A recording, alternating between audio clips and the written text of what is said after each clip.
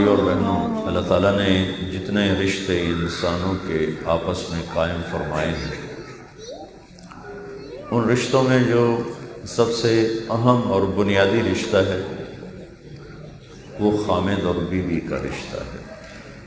تمام رشتوں کی اہمیت قرآن نے بیان کی ہے، والدین کی، اولاد کی، بہن بھائیوں کی، رشتہ داروں کی، سسرال کی، لیکن قرآن نے جس رشتے کو سب سے زیادہ بیان کیا ہے،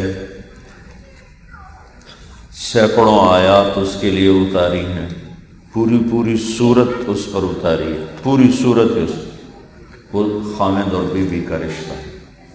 دو وجہ سے، ایک یہ کہ یہ سب سے اہم رشتہ ہے، اس پر معاشرے کی بنیاد بنتی ہے، اور دوسرا یہ کہ یہ ٹوٹ جاتا ہے، اس کو ٹوٹنے سے بچانے کے لیے آیات بھری پڑی۔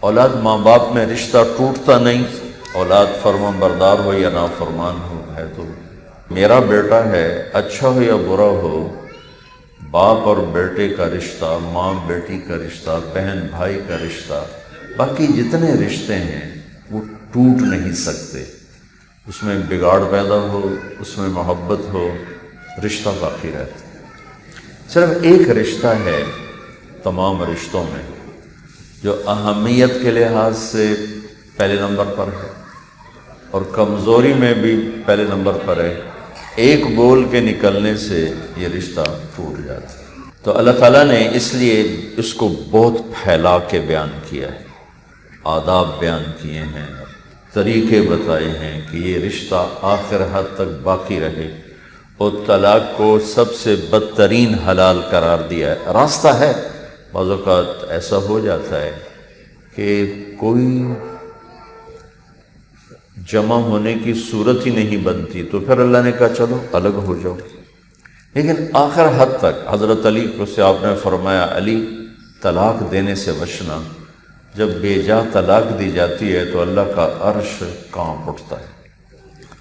تب ہمارے معاشرے میں طلاق بہت بڑھ چکا ہے کہ ہم اس رشتے کی اہمیت نہ خود جانتے ہیں، نہ بچوں کو بتاتے، نہ اس کے لیے بچوں کو تیار کرتے۔ ان کو پتہ ہی نہیں ہوتا، ابھی اچانک اس کی شادی ہو رہی ہے، ایک بچی اس کے ساتھ جڑ جائے گی، ایک بچی کے ساتھ جڑ جائے گا، اب انہوں نے کیسے زندگی گزارنی ہے، یہ ذمہ تھا ماں باپ کے بتانا، وہ بتاتے نہیں، جوان ہو گیا شادی کرتے۔ یہ ذمہ تھا ٹیچر کے بتانا، ٹیچر کو خود پتہ کوئی نہیں، ہمارے سارے تعلیمی ادارے کاروبار بن چکے ہیں، تعلیم تو ان میں ہے نہیں، کاروبار ہے۔ اس لیے یہ ایک بڑا معاشرے کا ناسور ہو چکا ہے کہ رشتے ٹوٹ رہے ہیں۔ میں انگلینڈ میں تھا تو ایک وکیل سے ملاقات ہوئی، میں نے پوچھا یہاں جھوٹے پرچے ہوتے ہیں جیسے ہمارے پاکستان میں عدالتوں میں آدھے پرچے جھوٹے ہوتے ہیں؟ نہیں، یہاں جھوٹا پرچہ کوئی نہیں ہوتا، جو بھی ہوتے جینون ہوتے۔ یہاں جو مسلمان ہیں ان کے جو یہاں آتے ہیں لڑائی جھگڑے سب سے زیادہ کس چیز کے ہوتے ہیں؟ کہا جی طلاق کے ہوتے ہیں، اور کچھ نہیں، صرف طلاق کے ہوتے ہیں۔ تو میں صرف لفظ نکاح کو بتاتا ہوں کہ میرے اللہ نے کتنا خوبصورت لفظ استعمال کیا اس رشتے کے قائم کرنے کے لیے، جیسے ابھی ہم کہہ رہے ہیں کہ رسم نکاح نامہ، تو اللہ تعالیٰ نے لفظ نکاح کا کیا مطلب بنایا ہے جو یہاں اس رشتے پر فٹ ہوتا ہے۔ نکاح کی اصل ہے دو چیزوں کا یکجان ہو جانا، اس کو نکاح کہتے ہیں۔ دو چیزوں کا ایک جان ہو جانے کو عربی میں نکاح کہتے ہیں۔ پھر اس کی چار شکلیں بیان کی ہیں لغت والوں نے، ڈکشنری والوں نے، کہ ہلکی بارش کا ہوتے ہوتے زمین میں جذب ہو جانا، اس کو نکاح کہتے ہیں۔ تیز بارش جذب نہیں ہوتی بلکہ کٹاؤ پیدا کرتی ہے، طوفان پیدا کرتی ہے، فصلوں کو بہا کے لے جاتی ہے۔ ہلکی بارش جو زمین میں جذب ہوتی جائے اور زمین اور پانی ایک جان ہو جائیں، پہلا مطلب۔ دوسرا مطلب ہے نیند کا آنکھوں میں اتر کر آنکھوں کو بند کر دینا، نیند اور آنکھ ایک جان ہو جائیں۔ تیسرا مطلب درختوں کی چھاؤں کا، ٹہنیوں کا آپس میں یوں مل کر ایک گھنی چھاؤں بنا دینا کہ وہ ٹہنیاں ایک جان ہو جائیں، ٹھیک۔ چوتھا مطلب مرد کا عورت پہ اتنا اعتماد کرنا کہ وہ ایک سوچ ایک جان ہو جائیں۔ عربی زبان میں نکاح کے یہ 4 مطلب ڈکشنریز میں لکھے ہوئے ہیں، اور یہ کتنی خوبصورتی کے ساتھ اس رشتے پر فٹ آتے۔ مرد کے اچھے اخلاق اور عورت اسے قبول کرے۔ بعض ایسی بدقسمت ہوتی ہیں کہ وہ عالی سے عالی اخلاق کو بھی قبول نہیں کرتی، بعض مرد ایسے ہوتے ہیں کہ عالی سے عالی اخلاق کو بھی قبول نہیں کرتے، بدتمیزی کی انتہا پر ہوتے۔ ایسے موقعوں پر طلاق کو رکھا گیا۔ مرد کا خوبصورت رویہ اور اس کے اچھے اخلاق ہیں بارش کی طرح، اور عورت کا قبول کرنا ہے زمین کی طرح۔ پھر اس کے ساتھ قرآن کی دوسری آیت کو جوڑیں، نساؤکم حرث لکم، تمہاری بیویاں تمہاری کھیتیاں ہیں۔ تو میں ذمہ دار ہوں، ہم کھیتی کو ڈنڈے سے نہیں اگاتے، نہ ڈنڈے سے اس پر پھل لا سکتے ہیں، نہ ڈنڈے سے اس کو سرسبز کر سکتے ہیں، ہم تو اسے اپنی اولاد کی طرح پالتے پروان چڑھاتے۔ میرا تو اتنا زیادہ اپنے پیشے سے تعلق نہیں ہے کہ زندگی اور طرح گزری، لیکن میں اپنے باپ کو دیکھتا تھا، ایک ایک پودے پر ان کی نظر ہوتی تھی، ایک ایک ٹہنی پر ان کی نظر ہوتی تھی، اور جان جاتی تھی ان کی کسی کہیں کوئی خشک ٹہنی نظر آ جاتی تھی۔ اللہ تعالیٰ کہہ رہا ہے کہ تمہاری بیویاں تمہاری کھیتیاں ہیں، تو کھیتی کو گالی دی جاتی ہے، کھیتی کو ڈنڈے مارے جاتے ہیں، یا کھیتی کا پانی روک دیا جاتا ہے، تو اپنے آپ سے دشمنی ہے۔ ہر موقع پر اس کی ضرورت کو پورا کرنا، پھر اس کو خارجی موسمی اثرات سے بچانا، یہ کھیتی کا تقاضا ہے، اور یہی اس رشتے کا تقاضا ہے کہ عورت اپنے خامند کے اخلاق کو قبول کر کے ایک خوبصورت زندگی پیش کرے، اور مرد اپنے خوبصورت اخلاق پیش کر کے ایک خوبصورت زندگی کی بنیاد رکھے۔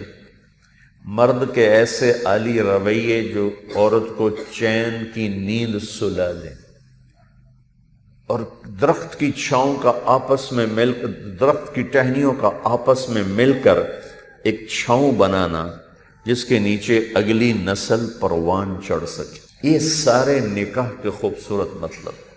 اس کے ساتھ ایک آیت جوڑ دیں، ہن لباس لکم وانتم لباس لہن، تیری بیوی تیرا لباس ہے۔ پھر عورتوں سے کہا تیرا خامن تیرا لباس ہے۔ ہم لباس کو کیا کرتے ہیں؟ پھاڑتے ہیں، اوپر چائے گراتے ہیں، آگ لگاتے ہیں۔ کتنا سسٹم ہے لباس کو سنبھالنے کے لیے، کتنا سسٹم ہے اس کی صفائی کے لیے، ستھرائی کے لیے، دھلائی کے لیے، حفاظت کے لیے، کتنا نظام چلتا ہے۔ ان عورتوں نے اپنے کپڑے کو بچانے کے کیا کیا نظام کیے ہوتے ہیں۔ اور پھر ابھی جب آپ لوگ کھانا کھائیں گے تو آپ کے ساتھ ایک نیپکن رکھا ہوگا کہ بھی آگے رکھو تاکہ کوئی شوربہ نہ گرے، کوئی بوٹی نہ گرے، کوئی روٹی کا ذرہ نہ گرے۔ جتنا ایک مرد اپنے لباس کو بچاتا ہے، اتنا اس رشتے کو بچا لے۔ جتنا عورت اپنے لباس کو بچاتی ہے، اتنا اس رشتے کو بچا لے تو ان کی زندگی خوبصورت ہو جائے گی، آباد ہو جائے گی۔ کیا خوبصورت پیغام دیتا ہے اللہ تعالیٰ، چھوٹے چھوٹے الفاظ اور چھوٹے چھوٹے کلمات میں زندگی گزارنے کا طریقہ۔ اس سارے کا ایک لفظ بیان کروں تو بھائیو بہنوں، زندگی صرف اچھے اخلاق سے گزرتی ہے اور کسی چیز سے نہیں گزرتی۔ شکل و صورت کی کشش بھی ختم ہو جاتی ہے، سونے چاندی زیور کی طلب بھی اندر خوشیاں نہیں پہنچاتی، عہدے ڈگریاں یہ بھی بڑی عارضی چیزیں ہیں. جو چیز پائیدار ہے، جس سے غریب کا گھر بھی آباد ہوگا اور مالدار کا گھر بھی آباد ہوگا، وہ صرف اچھے اخلاق ہیں. وہ صرف اچھے اخلاق ہیں. وہ غصے کو پینا ہے، وہ غصے کو دبانا ہے، برداشت کرنا ہے. ہمارے یہاں طلاق کیوں بڑھ گیا؟ برداشت کوئی نہ لڑکی برداشت کرتی ہے، نہ لڑکا برداشت، نہ اس کے والدین برداشت کرتے ہیں. وہ ایک دم آگ بھڑک جاتی ہے. رات ہی میرے پاس ایک نوجوان آیا ہوا تھا کہ آپ سفارش کر دیں، طلاق ہونے والی ہے، تو بس آپ کا فون جائے گا تو ہماری صلح ہو جائے گی. میں نے کہا بھائی میں تو 100 دفعہ فون کروں پر میں تو تیرے سسرال کو جانتا ہی نہیں کون ہے. کہا جی وہ آپ کے بیان بڑے سنتے ہیں. میں کہا یہ میرے بیان سننا تو کوئی تعلق کی علامت نہیں ہے. حضرت معاویہ رضی اللہ عنہ کو پیغام ملا کہ آپ کا ہم زلف باہر آیا ہوا ہے. وہ سوچ میں پڑ گئے میرا ہم زلف کون ہے. یا وہ بادشاہ تھے. میں نے کہا اچھا بھائی بلاؤ. تو دیکھا کہ بدو آ گیا. کہا جی میں آپ کا ہم زلف ہوں. میں نے کہا اچھا کیسے بھائی؟ کہا امیری غریبی 2 بہنیں تھیں، امیری کی شادی تیرے ساتھ ہو گئی، غریبی کی شادی میرے ساتھ ہو گئی، تو اب میری مدد کر، میں تیرا ہم زلف ہوں. تو انہوں نے کہا کہ اس کو 1 روپیہ دے دو. کہنے لگا اب اتنے بڑے بادشاہ صرف 1 روپیہ دیتے ہو؟ کہا بات جی ہے کہ اگر میرے سارے ہم زلف جو تیرے جیسے انہیں پتہ چل گیا نا تینوں 1 روپیہ بھی کوئی نہیں لبنا تو یہی لے چلے. کام بگوڑ کے پھر کہتے ہیں آپ کا 1 فون جائے گا. میں بھائی میرے پاس کوئی جادو کوئی نہیں ہے، گھروں کی آبادیاں نہ. یہ کتنے عورتیں مرد عاملوں کے پیچھے جو کوئی تعویذ دے دو، کوئی تعویذ دے دو، کوئی وظیفہ دے دو. یہ گھر وظیفوں سے آباد نہیں ہوتے، تعویذوں سے آباد نہیں ہوتے. عاملوں کے پیسے کھڑے ہو جاتے ہیں، ان کے کاغذ چاندی بن جاتے ہیں، سونا بن جاتے ہیں. یہ سب بے وقوفوں کا راستہ ہے. گھروں کو آباد کرنے کا ایک راستہ ہے میرے نبی والے اخلاق، درگزر، برداشت. اللہ نے ہر انسان میں غصہ بھی رکھا ہے، برداشت بھی رکھی. جو اپنے آپ کو دبانا سیکھ گیا، برداشت کرنا سیکھ گیا، اس کے گھر میں اندھیرے میں بھی چراغ ہوں گے، سوکھی روٹی بھی اس کی پراٹھے ہوں گے. جسے برداشت کرنا نہیں آیا، جسے معاف کرنا نہیں آیا، جسے عیب چھپانا نہیں آیا، وہ اپنے گھر کو خود آگ لگا کے بیٹھ جائے گا اور دنیا کے کوئی تعویذ وظیفے اس پر اثر انداز نہیں ہو سکتے. ایک نوجوان میرے پاس آیا، کہنے لگا جو کوئی تعویذ دو، میری بیوی سے بڑی لڑائی ہوتی. میں نے کہا بیویوں پہ تعویذ نہیں چلتے اور نہ تعویذ مجھے آتے کوئی نہیں، لیکن ایک کام تو میں بتاتا ہوں، وہ کر لو تو تیرا گھر آباد ہو جائے گا. کہنے لگے وہ چلو بتاؤ. میں نے کہا جب بھی کھانے پر بیٹھو 2-3 لقمے اپنے ہاتھ سے بیوی کو کھلا دیا کر. کہا اس سے کیا ہوگا؟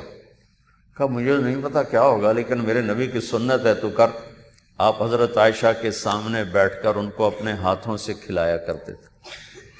یہ اظہار محبت ہمیں سکھانے کے لیے تھا، ہمیں سکھانے. میرے نبی نے 11 شادیاں کی. 11 کس لیے کی؟ کچھ شوق کی شادیاں تھیں. آپ نے کہا ما تزوجت وما زوجت الا بوحی من السماء نزل به جبریل. میں نے جہاں شادی کی، میں نے جہاں بیٹی دی، پہلے آسمان سے وحی آئی، پھر میں نے شادی کی. تو سب شادیاں اللہ کے امر کی تھیں. میرے بھائیو بہنوں، نماز کے لیے 1 لوٹا پانی چاہیے اور 10 منٹ زندگی کا ٹائم چاہیے، نماز پڑھی جائے گی. لیکن انسانوں سے معاملہ کرنے کے لیے پہاڑوں جیسا حوصلہ چاہیے، بہت بڑا ظرف چاہیے لوگوں کے ساتھ معاملہ کرنے کے لیے. اس لیے میرے نبی نے 11 گھر بسا کے ہمیں معاملہ کرنا سکھایا کہ زندگی گزارنی کیسے. بڑی عمر کی عورت سے شادی کی حضرت خدیجہ، ہم عمر سے شادی کی حضرت سودا، چھوٹی عمر کی عورت سے شادی کی حضرت عائشہ، مالدار سے شادی کی حضرت خدیجہ، اپنے برابر کے رشتے کی یہ ام حبیبہ ہیں، ام سلمہ ہیں، حضرت سودا ہیں، وہ تو ایک پوری لائن. غریب گھر میں شادی کی حضرت جویریہ باندی، بیوہ سے شادی کی حضرت خدیجہ، مطلقہ سے شادی کی زینب بنت جہش، کنواری سے شادی کی حضرت عائشہ، اپنے خاندان میں شادی کی زینب بنت جہش، اپنی قوم میں شادی کی حضرت عائشہ، ام سلمہ، ام حبیبہ، اپنی برادری میں شادی کی میمونہ ہلالیہ، جویریہ، بنی مستلق، اپنا گھر زینب بنت جہش پھوپھی کی بیٹی، اپنی قوم قریش، ام حبیبہ، حضرت عائشہ، حضرت سودا، حضرت ام سلمہ، حضرت حفصہ، اپنی برادری میں شادی کی حضرت جویریہ، عرب حضرت جویریہ، حضرت میمونہ، قوم، برادری، خاندان سے باہر شادی کی حضرت صفیہ، یہودی۔ جتنی بھی نسبتیں ہیں کسی بھی مرد عورت کی، ان سب کو اپنے استعمال کر کے ہمارے لیے یوں راستہ کھولا۔ کتنی بچیاں بیٹھے بیٹھے بال سفید ہو جاتے ہیں، یہ اپنے خاندان میں کریں گے، باہر نہیں کریں گے، اپنی برادری میں کریں گے، باہر نہیں کریں گے۔ کتنے نوجوان آ کے ملتے ہیں جو فلاں جگہ شادی کرنا چاہتے ہیں، لیکن ان کے ہماری برادری ایک نہیں، کوئی مانتا ہی کوئی نہیں ہے۔ تو میرے نبی نے یہ سارے بت توڑے تھے اور امت کے لیے راستہ کھولا تھا۔ یہ معاشرت سکھانے کے لیے میرے نبی نے اتنے نکاح کیے، اتنی شادیاں کی۔ شوق کی شادی 25 سال کا نوجوان 40 سال کی عورت سے شادی کیوں کرے گا جس کی ایک منگنی ٹوٹ چکی ہو؟ حضرت خدیجہ، ورقہ بن نوفل سے منگنی ٹوٹی۔ ابو حالہ سے شادی ہوئی، بیوہ ہوئی، 2 بچے ہوئے، ایک بچہ ایک بچی۔ ابن عابد سے شادی ہوئی، بیوہ ہوئی، ایک بیٹا۔ اور پھر تیسرا نکاح حضرت خدیجہ نے اللہ کے نبی کے ساتھ ہوا ہے۔ تو آپ تو 25 برس کے نوجوان ہیں، آپ کو 40 سال کی عورت، کوئی عورتوں کی، لڑکیوں کی کمی تھی مت زندگی سکھانے کی۔ تو بھائیو بہنوں، اس وقت یہ رشتہ بہت ہی عجیب و غریب مشکلات کا شکار ہے، اور مشکلات خود ساختہ ہیں۔ ہم اس رشتے کی اہمیت نہیں جانتے، سیرت نہیں پڑھتے، قرآن نہیں پڑھتے، جو ماحول میں ہے، جو رواج میں ہے، اس پر ساری۔ اور آج جو بچہ میرے پاس ہے، کوئی لین دین کا جھگڑا تھا اور چل بھائی ختم، یہ تم نے دیا نہیں، یہ ہم نے مانگا تھا، یا یہ ہم دے نہیں سکتے، تم نے یہ دینا ہے، اس پہ گھر ٹوٹ کے ختم ہو گیا۔ یہ ہمارے وہ انسانیت سے گرے ہوئے وہ ہمارے چھوٹے چھوٹے مسائل ہیں جس نے اس خوبصورت رشتے کو توڑ کے رکھ دیا ہے۔ لفظ نکاح کے اندر یہ ساری خوبصورتی موجود ہے۔ دھیمی بارش زمین میں جذب ہو کر یکجان ہو جائے، آنکھوں کی نیند آنکھوں میں اتر کر نیند اور آنکھ یکجان ہو جائے، شاخوں کا مل کے جڑ کے یکجان ہو کر ایک چھاؤں بنا دینا، خاوند کا بیوی پہ اعتماد کرتے ہوئے ایک جان ہو جانا۔ کتنے خاوند ہیں جو بیویوں کو موبائل چیک کرتے رہتے ہیں، کدھر فون کیا تھا، کدھر سے میسج آیا تھا، اور نیک پاک بیویوں کو ذلیل کر دیا، ان کے میسج، ان کے فون، ان کی کالیں چیک کر۔ اور کتنی عورتیں جنہوں نے شک میں اپنے خامدوں کو ہلاک کر دیا کہ شک کی بنیاد ان کے فون چیک ہو رہے ہیں، ان کی کالیں چیک ہو رہی ہیں، ان کے میسج چیک ہو رہے ہیں۔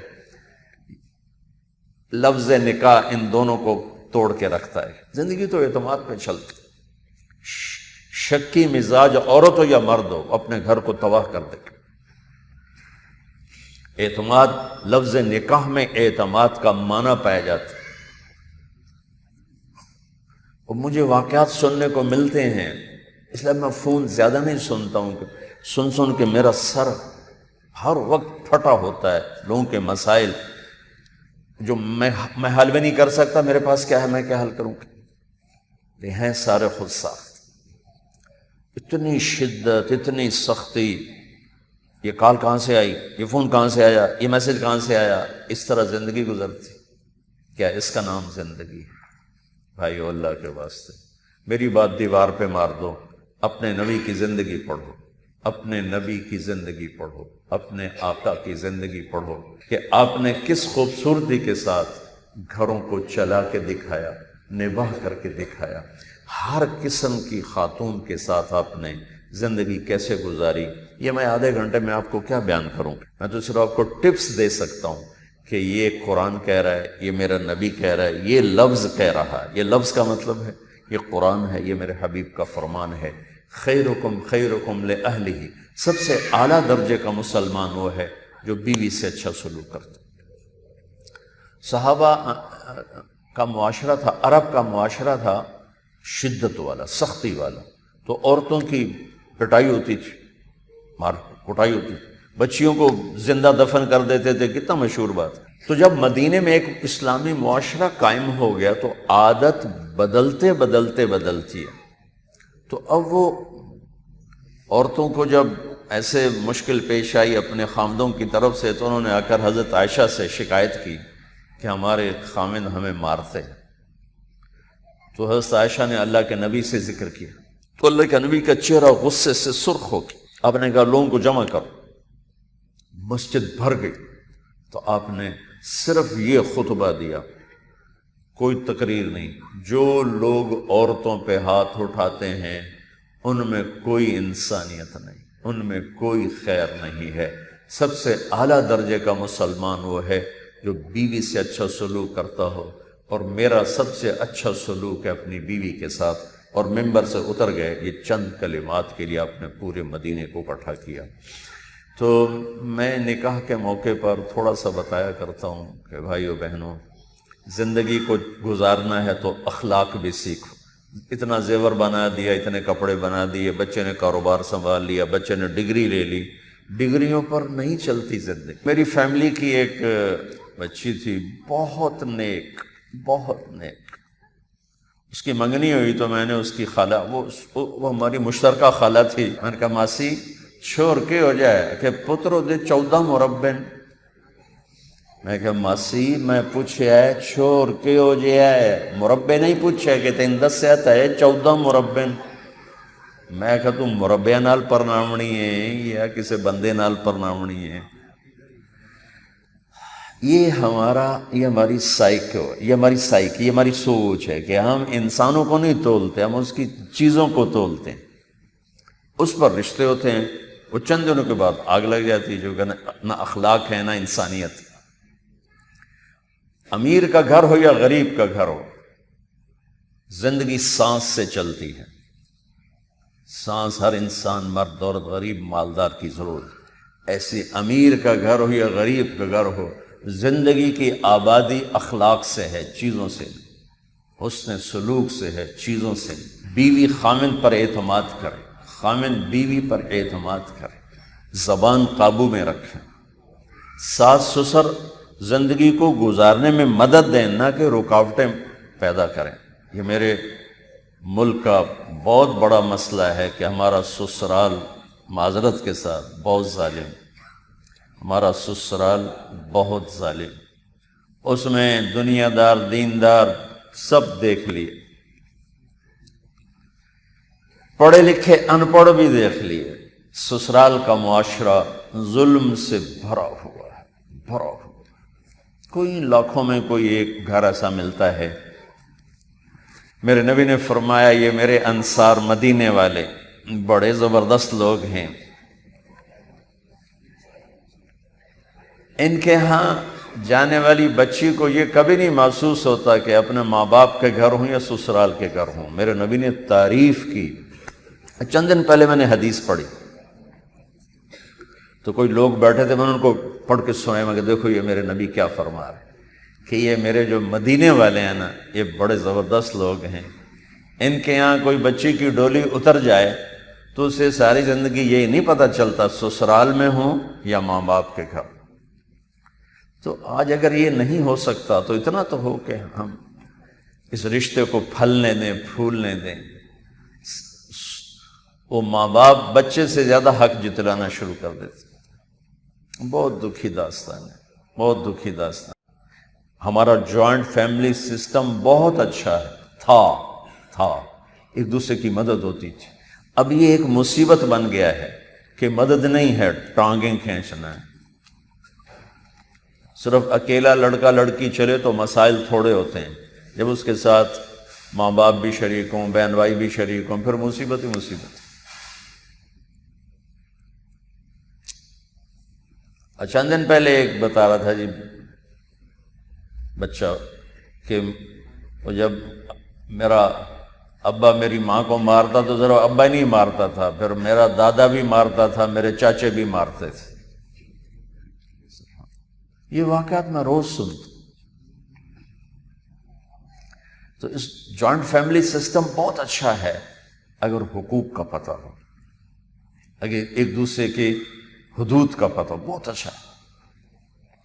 لیکن یہ ایک مصیبت بن چکا ہے، حدود کا پتہ نہیں،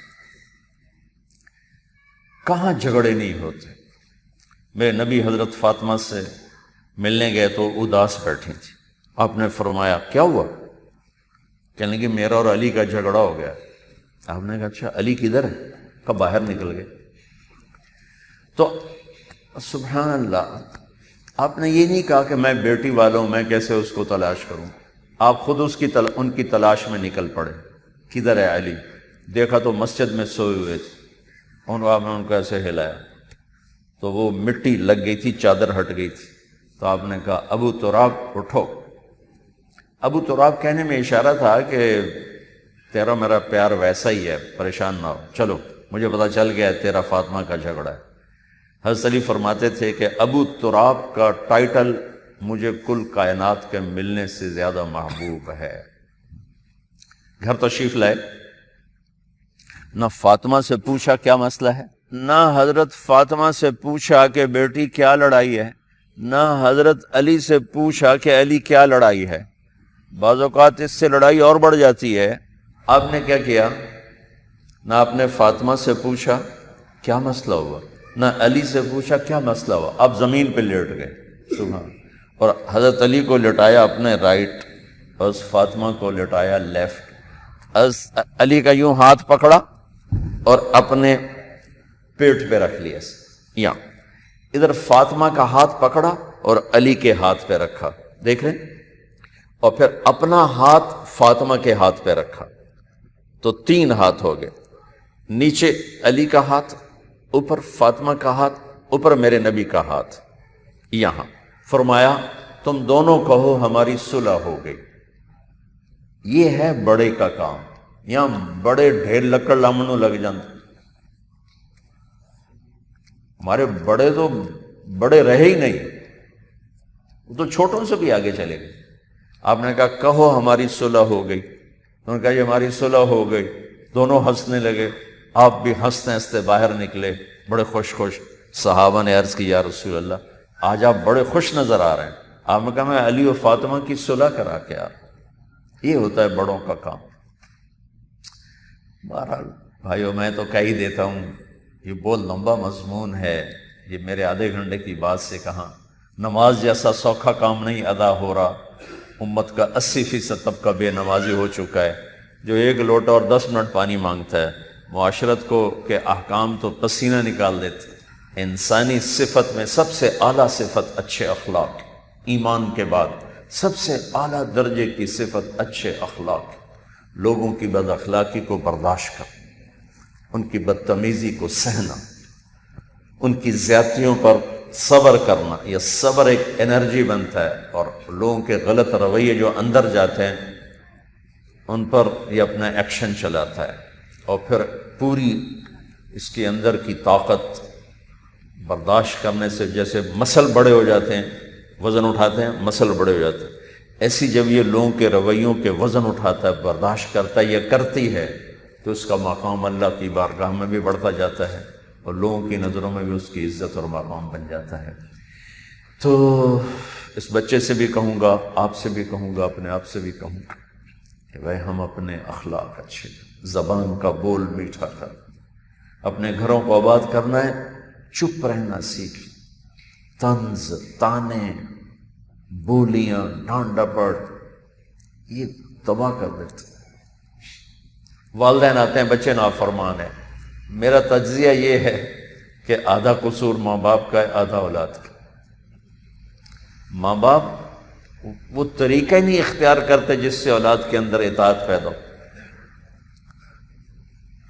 میرے نبی نے کہا اولاد کو عزت دو، اکرموا اولادکم، اولاد کو عزت دو، وہ عزت لوٹ کے تمہاری طرف آئے گی، ہم تو عزت نہیں دیتے۔ از فاطمہ اور حضرت میرے نبی کے گھر کی دیوار ایک تھی، تو ایک دفعہ نہیں دن میں آنا ہوتا، دن میں کئی دفعہ آنا ہوتا ہے۔ جب حضرت فاطمہ تشریف لاتی، میرے نبی کرسی پر بیٹھے ہیں، چارپائی پر بیٹھے ہیں، زمین پر بیٹھے، آپ کھڑے ہو جاتے، بیٹھے نہیں رہتے تھے، کھڑے ہو جاتے، اور کھڑے نہیں رہتے تھے، تیزی سے آگے بڑھتے تھے۔ حضرت فاطمہ کو آگے آنے سے پہلے پہلے ہاتھ پکڑ لیتے تھے اور بوسہ لیتے تھے، ہاتھ کا بوسہ لیتے، پھر اسی پکڑے ہاتھ کے ساتھ آ کر بیٹی کو پہلے چارپائی پر بٹھاتے تھے، پھر خود بیٹھتے تھے۔ یہ عزت دی اپنی اولاد کو۔ ہم تو اولاد کو بے عزت کرتے ہیں، پھر مائیں کہتی ہیں دودھ معاف نہیں کروں گی، پھر یہ وہ بلیک میل کرتی ہیں، اور باپ کہتے ہیں میری جوانی روڑ گئی تیرے مگر تو یہ ہو جائے بدتمیز، تھوڑا سا زبان کا بول میٹھا کر لیتا تو تیرا بڑا فرمان بردار ہوتا۔ پہلے 10 سال ماں باپ اولاد کو دے دیں، ساری زندگی اولاد ماں باپ کو دے دے گی۔ ہم 3 سال کے بچے کو اسکول پھینک دیتے، 3 سال کے بچے کو ماں کی گود چاہیے نہ کہ اسکول۔ میرے نبی نے کہا 7 سال تک تو نماز بھی نہ کہو، 7 برس کا ہو جائے تو نماز کا کہنا شروع کرو۔ تو 7 سال 10 سال کیا کرنے ہیں؟ ٹائم دو، ٹائم دو، کھپو تپو ان کے ساتھ، پھر ساری زندگی تمہارے۔ 3 سال کا بچہ اسکول دھکے کھاتا جا رہا ہے، روتا ہوا جا رہا ہے، روتا ہوا آ رہا ہے، اس کے اندر ماں باپ کی نفرت پیدا ہو رہی ہے، نفرت پیدا ہو رہی ہے، ایک دوری پیدا ہو رہی ہے۔